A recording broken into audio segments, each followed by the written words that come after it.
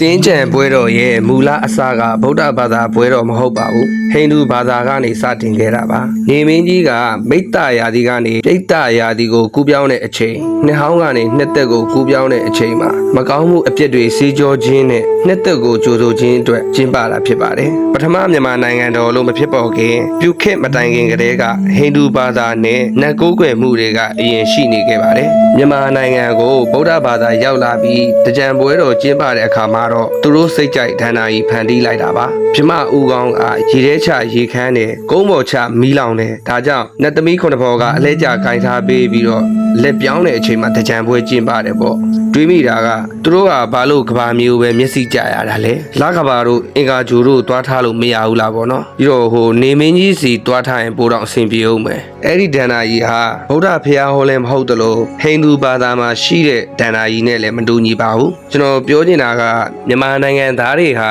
ခဲဆက်ဆက်ဒီလိုယုတ်တိမရှိတဲ့ဒဏ္ဍာရီပုံပြင်တွေနဲ့ဂျင်းထည့်ခံနေရတယ်ဆိုတာကိုပါဟိန္ဒူဘာသာဝင်တွေမှာရှိတဲ့ပွဲတော်ကိုကူးချခဲ့တာပါပူပြင်းတဲ့နွေရာသီကာလမှာပွဲတော်ကျင်းပဖို့ကိုလူတွေစိတ်ဝင်စားအောင်လို့ရှေးဘရင်တွေပုံသားတွေကဒီလိုဒဏ္ဍာရီပုံပြင်တွေပြောပြီး promotion ဆင်းခဲ့တယ်လို့ထင်ပါတယ်ဗုဒ္ဓဘာသာတွေကိုဟိန္ဒူဘာသာရဲ့အယူအဆတွေဆွဲသွင်းပြီးရောထွေးခဲ့တာကရှေးဘရင်တွေလက်ထက်ထဲကပါဒါကြောင့်အခုထိမြန်မာနိုင်ငံမှာဗုဒ္ဓဘာသာဆက်ဆက်တွေမရှိသလောက်ရှားပါနေတာဖြစ်တယ် BC 200စု300စုပြုခေတ်မတိုင်ခင်ကတည်းက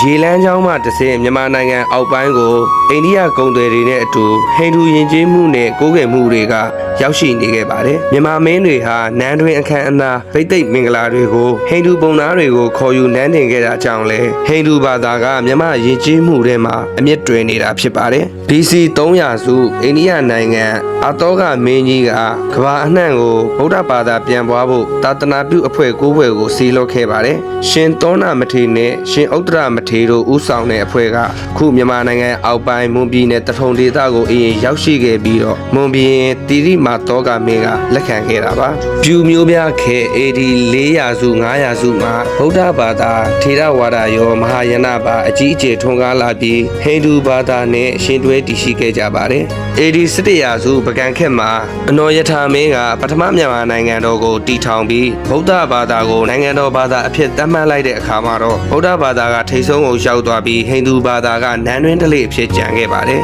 ဟိန္ဒူဘာသာကအရင်ရှိနေပြီးဗုဒ္ဓဘာသာကနောက်မှရောက်လာတော့လူတွေနားလည်လွယ်အောင်လို့ဟိန္ဒူနတ်ဘုရားတွေကိုဗုဒ္ဓဘာသာထဲဆွဲထည့်ပြီးဗုဒ္ဓရဲ့သားတပည့်တွေအဖြစ်ပြောင်းလဲသတ်မှတ်လိုက်တာပါတရားမင်းတို့နဂါမင်းတို့ကသာသနာဆောက်ရှောက်တယ်ဆိုတာမျိုးတွေပေါ့ဒါကြောင့်မို့မြန်မာပြည်ကဇေဒီဖျားတွေမှာဣတနုနတ်မင်းပုံတွေတရားမင်းပုံတွေရှိနေတာပါ